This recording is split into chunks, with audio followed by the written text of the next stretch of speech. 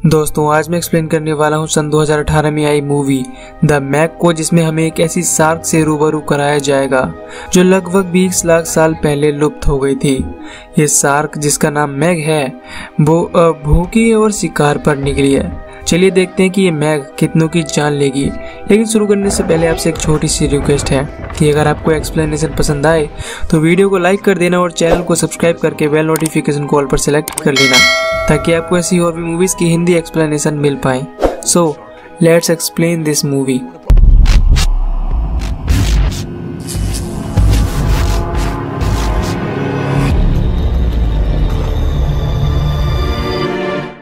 Movie की शुरुआत होती है फिलीपीन ट्रेंच में, जहां पर हम गहरे समुद्र में डैमेज हो गई एक न्यूक्लियर सबमरीन को देखते हैं।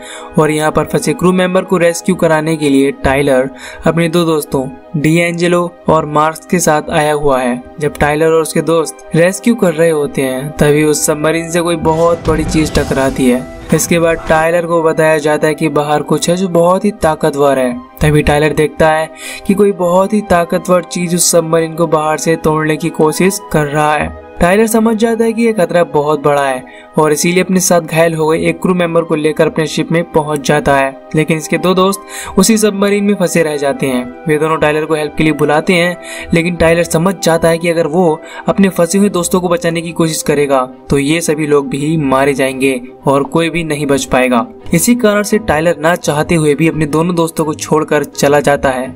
इसके बाद हम देखते हैं कि वो न्यूक्लियर सबमरीन ब्लास्ट हो जाती है। इसके बाद अगला सीन दिखाया जाता है 5 साल बाद का। यहाँ हम समुद्र के बीच बनी एक रिसर्च स्टेशन को देखते हैं जिसका नाम मैना 1 रिसर्च स्टेशन है। यहाँ पर हम मॉरिस को देखते हैं जो एक बिलियनियर है। वो अपने दोस्त डॉक्टर जैंग और उसकी बेटी सुइन के साथ मिलकर एक मिशन को सुपरवाइज कर रहा है, जिसके द्वारा ये पता लगाना चाहता है कि मारियाना ट्रेंच के सबसे गहरे भाग में क्या है। डॉक्टर जैंग मॉरिस को अपनी पूरी टीम से मिलाती हैं। इसके बाद हम सबमरीन पायलट लोरी को देखते हैं जो दो साइंटिस्ट तोशी और वॉल के साथ मारियाना ट्रेंच के नीचे की सतह को एक्सप्लोर करने के लिए 11,000 मीटर नीचे जा रही है। डॉक्टर जैंग मॉरिस से बताते हैं कि हम मारियाना ट्रेंच को दुनिया की सबसे गहरी जगह मानते हैं, लेकिन जिसे हम मारियाना ट्रेंच की सतह मान रहे हैं वो हाइड्रोजन सल्फाइड की एक लेयर हो सकती है और बादल जैसे दिखने वाले थर्मोक्लीन की सतह के नीचे एक नई दुनिया हो सकती है। और अगर ऐसा हुआ तो वे लोग इसे देखने वाले पहले इंसान होंगे। अब लोरी अपनी मरीन को लेकर थर्मोक्लाइन की सतह पर पहुंच गई है। फाइनल चेकिंग के बाद मैक लोरी को थर्मोक्लाइन की लेयर के नीचे जाने की परमिशन दे देता है। जब लोरी अपनी मरीन को लेकर नीचे जाने लगती है तब यह बात कंफर्म हो जाती है कि यह मारियाना ट्रेंच की सतह सच में ही हाइड्रोजन सल्फाइड का एक लेयर है और लोरी इस लेयर को पार कर नीचे जाती है, जहां इन लोगों को दिखाई देती है समुद्र की एक बिल्कुल ही नई दुनिया। रिसर्च स्टेशन से मॉरिस और डॉक्टर जैंग यह सब देखकर चौंक जाते हैं और बहुत खुश होते हैं। लोरी और उसके साथियों को यहाँ पर बिल्कुल ही अद्भुत वनस्पति और जीव दिखाई देते हैं, जिसे इन लोगों ने पहले कभी नहीं देखा था। अब समुद्र की सतह पर धीरे धीरे आगे बढ़ने लगते हैं। मॉरिस को लगता है कि अब वो बहुत ज्यादा पैसा कमा सकेगा। तभी इन लोगों का अलार्म बजने लगता है और ये लोग देखते हैं कि इनके मरीन की ओर कोई बहुत ही बड़ी चीज तेजी से आ रही है। ये लोग मरीन की सारी लाइट ऑन कर देते हैं, लेकिन तभी मरीन से वो टकरा जाती है, जिसके बाद रिसर्च स्टेशन से इसका सिग्नल टूट जाता है। अब लोरी और उसके दोस्त 11,000 मीटर नीचे समुद्र में फंस गए हैं, जिससे डॉक्टर जैंग और यहाँ की पूरी टीम परेशान हो जाती है। डॉक्टर जैंग उनको किसी भी तरह से बचाना चाहते हैं। डॉक्टर जैंग के पास कोई ऐसा गोताखोर नहीं है जो समुद्र में 11,000 मीटर नीचे जा सके। मैक इनसे कहता है कि केवल टाइलर ही है जो 11,000 मीटर नीचे गया था। टाइलर ने 5 साल पहले रेस्क्यू में अपने दोस्तों को मरने के लिए छोड़ दिया था, इसीलिए उसे जॉब से निकाल दिया गया था। और हेलर को भी उस पर भरोसा नहीं है जो 5 साल पहले उस रेस्क्यू मिशन में उसके साथ था। लेकिन डॉक्टर जैंग के पास इसके अलावा कोई दूसरा ऑप्शन भी नहीं है।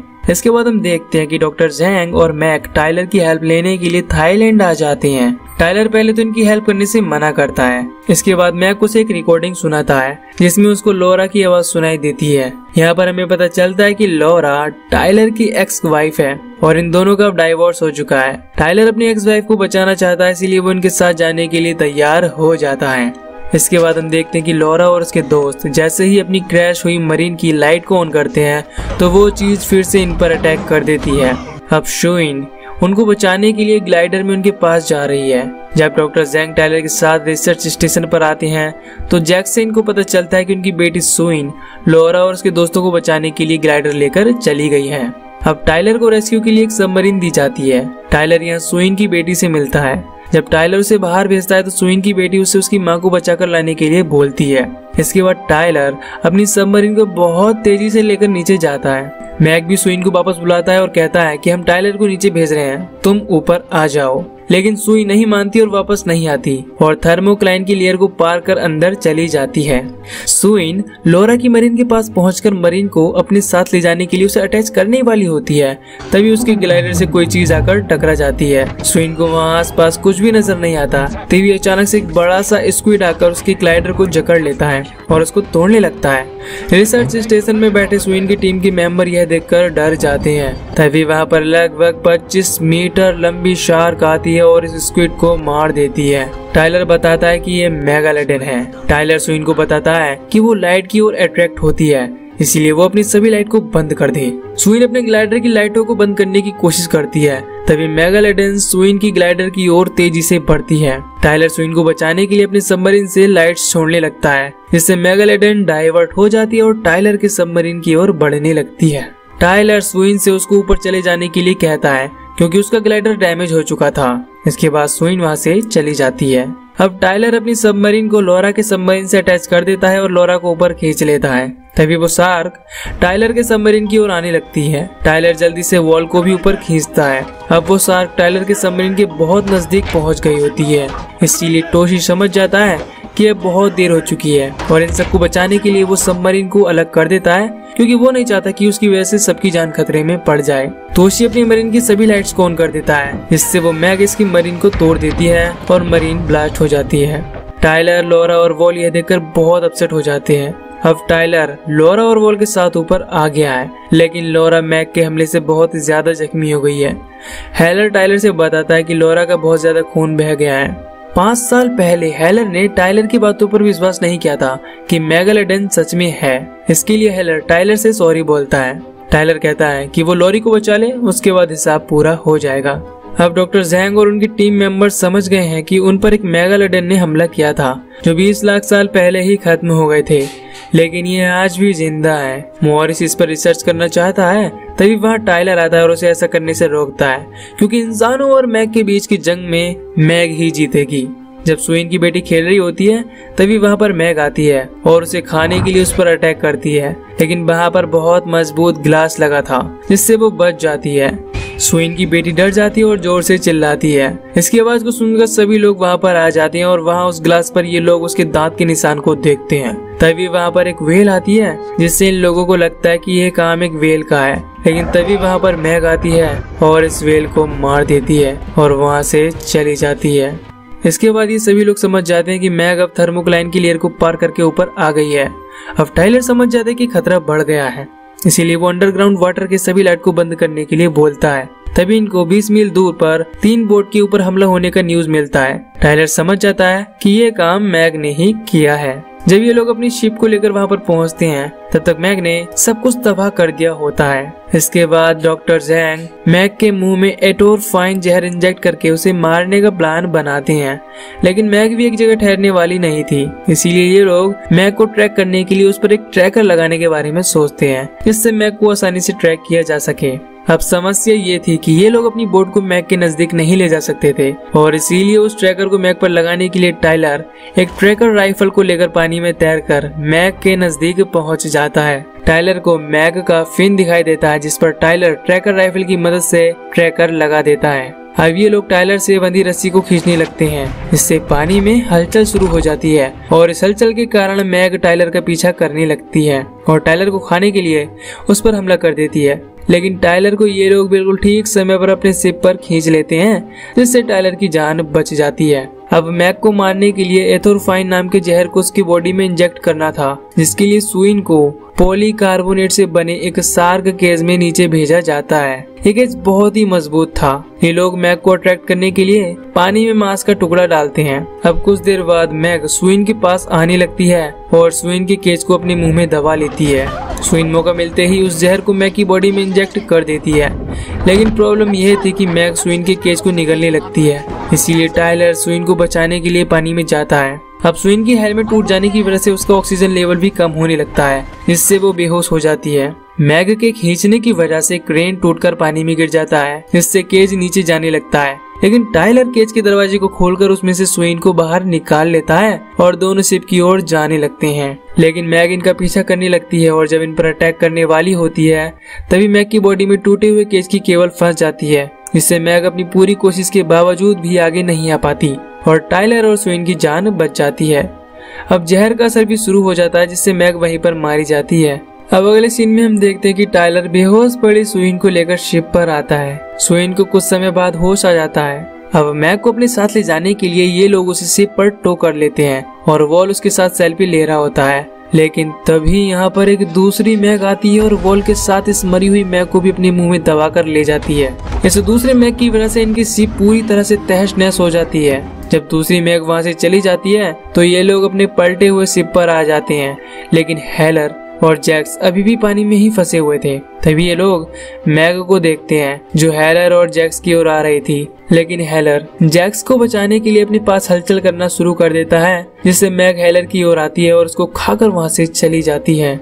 इसके बाद ये लोग 2 रेस्क्यू बोट को लेकर वहाँ से निकल जाते हैं, लेकिन मैग अभी भी इनका पीछा नहीं छोड़ती है। तभी यहाँ पर एक हेलीकॉप्टर आती है जिसको मॉरिस ने हेल्प के लिए बुलाया होता है। ये लोग मैग पर राइफल से अटैक करते हैं, जिससे मैग वहाँ से चली जाती है। स्वेन के फादर को दूसरी मैग के अटैक के समय ज्यादा चोट लगी होती है, जो आखिरकार मर जाते हैं। इससे स्वेन बहुत दुखी हो जाती है और रोने लगती है।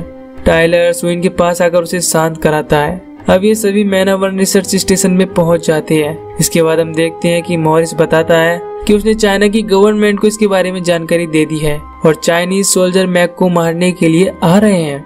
और इसके साथ मॉरिस ये भी कहता है कि मैं मैनावर्न रिसर्च सेंटर को बंद कर रहा हूँ जब तक कि मैग मर नहीं जाती। इसके बाद मॉरिस अपने हेलीकॉप्टर में वहाँ से चला जाता है और यहाँ पर हमें पता चलता है कि उसने चाइना की गवर्नमेंट को इसके बारे में इन्फॉर्म नहीं किया है, क्योंकि वो खुद मैग को मारना चाहता है और अब वो खुद अपने कुछ दोस्तों के साथ मैग को मारने के लिए जा रहा है। इसके अगले सीन में हम देखते हैं कि मॉरिस अपने कुछ साथियों को लेकर मैग को मारने जा रहा है। मॉरिस के आदमी हेलीकॉप्टर से बॉम्ब गिराकर एक बड़ी मछली को मैग समझकर मार देते हैं। मॉरिस को लगता है कि अब मैग मर चुकी है। इसको कंफर्म करने के लिए वो अपनी बोट उसके पास ले आता है। उसके नजदीक जाने पर इन लोगों को पता चलता है कि इन लोगों ने मैग को नहीं बल्कि एक व्हेल को मार डाला है। मॉरिस समझ जाता है कि मैग ठीक इनके नीचे है। इसके बाद मॉरिस बोट को वहाँ से ले जाने के लिए कहता है। इसके बाद उसके साथी बोट को लेकर वहाँ से जाने लगते हैं, लेकिन मॉरिस यही पानी में गिर जाता है। वो अपने साथियों से रुकने के लिए कहता है, लेकिन वो लोग उसे छोड़कर चले जाते हैं। इसके बाद हम देखते हैं कि मैग मॉरिस की ओर आने लगती है। मॉरिस अपनी जान बचाने के लिए उस मरी हुई व्हेल के पास छुपने की कोशिश करता है, लेकिन तभी मैग वहां आती है और तेजी से मॉरिस पर अटैक करती है और फर्स्ट अटेम्प्ट में मैग चूक जाती है। इससे मॉरिस खुश हो जाता है और समझता है कि वो बच गया, लेकिन तभी एक बार फिर से मैग आती है और मॉरिस को अपने बड़े से मुंह में भरकर ले जाती है। इसके अगली सीन में हम देखते हैं कि अब टाइलर और दूसरे लोगों को पता चल चुका है कि मॉरिस ने उनसे झूठ बोला था और मॉरिस ने चाइनीज गवर्नमेंट को मैग के बारे में कुछ नहीं बताया है। टाइलर कहता है कि अब उन लोगों को ही मैग को मारना होगा। टाइलर जैक्स से मैग की लोकेशन को ट्रैक करने के लिए बोलता है। इसके बाद ये सभी लोग एक बड़ी शिप को लेकर मैग को मारने के लिए निकल जाते हैं। मैग की लास्ट लोकेशन से टाइलर को पता चलता है कि अब मैग सानिया बीच की ओर जा रही है। इसके अगले सीन में हम देखते हैं सानिया बीच को, जहाँ पर बहुत सारे लोग वेकेशन एंजॉय करने के लिए आए हुए हैं। यहाँ पानी में बहुत सारे लोग तैर रहे होते हैं और एंजॉय कर रहे होते हैं, लेकिन तभी यहाँ पर मैग आ जाती है और इन सभी लोगों पर अटैक करने लगती है। लेकिन अब टाइलर और उसके दोस्त भी यहाँ पर पहुँच गए हैं। ये लोग मैग को डिस्ट्रैक्ट करने के लिए पानी में व्हेल के साउंड छोड़ते हैं, जिससे मैग को लगता है कि वहाँ कोई व्हेल है, जिससे वो इस साउंड की ओर जाने लगती है। अब हम देखते हैं कि टाइलर और स्वेन अपने अपने ग्लाइडर्स में रेडी है और उनके ग्लाइडर्स में रॉकेट लॉन्चर भी लगे हुए हैं, जिसकी मदद से ये लोग मैग पर अटैक करके उसे मार सकें। जब मैग यहाँ पर आती है तो वो टाइलर के ग्लाइडर का पीछा करने लगती है और वो उसके ग्लाइडर पर अटैक कर देती है, जिससे टाइलर के ग्लाइडर में लगे हुए रॉकेट लॉन्चर का बटन काम नहीं करता। टाइलर मैग को अपने पीछे पीछे शिप से दूर लेकर जाता है और इसके बाद टाइलर मैग के सामने से आता है और अपने ग्लाइडर को उसके नीचे से लेकर जाता है और ग्लाइडर में लगे नुकीले भाग से उसके पेट को चीरता हुआ निकल जाता है। इससे मैग काफी जख्मी हो जाती है और उसका बहुत सारा खून बहने लगता है। लेकिन तभी हम देखते हैं कि टाइलर के ग्लाइडर का सिस्टम फेल हो जाता है और मैक के पीछे से आकर उसके ग्लाइडर को अपने मुंह में पकड़ लेती है, जिससे टाइलर की ग्लाइडर डैमेज हो जाती है। लेकिन टाइलर अब अपने ग्लाइडर से बाहर आ जाता है। मैक अब भी टाइलर के पीछे छोड़ने वाली नहीं थी, लेकिन तभी टाइलर एक लोहे की रॉड मैक की आंख में घुसा देता है। अब मैक की बॉडी से बहुत ज्यादा खून निकल रहा होता है, जिससे यहाँ पर बहुत सारी शार्क आकर मैक को खाने लगती हैं और फाइनली मैक मारी जाती है। तभी सुइन अपनी ग्लाइडर में यहाँ पर आ जाती है और टाइलर को अपने साथ लेकर ऊपर आ जाती है। इसके बाद हम देखते हैं कि ये लोग एक शिप पर बैठकर जान बचने की खुशी में जश्न मना रहे होते हैं और यहीं पर ये मूवी खत्म हो जाती है। तो दोस्तों, कुछ डॉक्टर्स और एक बिलियनियर मारियाना ट्रेंच में एक जगह डिस्कवर करते हैं जहां बहुत सी नई स्पीसीज होती हैं। अब ये बहुत सी नई स्पीसीज को तो खोज लेते हैं, पर इसी के साथ ये मैक को भी इनवाइट कर लेते हैं। अब मैक भी खुशी खुशी इन्हें खाने के लिए हाथ मुंह धोकर पीछे पड़ जाती है, पर टाइलर मूवी का मेन हीरो होने के नाते मैक को मारने का जिम्मा लेता है और अपने कई साथियों की कुर्बानी के बाद मैक को मार देता है। तो इस तरह मूवी की कहानी खत्म होती है। तो दोस्तों, अगर आपको ये एक्सप्लेनेशन पसंद आई हो तो वीडियो को लाइक कर देना और चैनल को सब्सक्राइब कर देना। बाकी मैं मिलूंगा आपसे न्यू वीडियो में। Till then take care, love you, bye bye.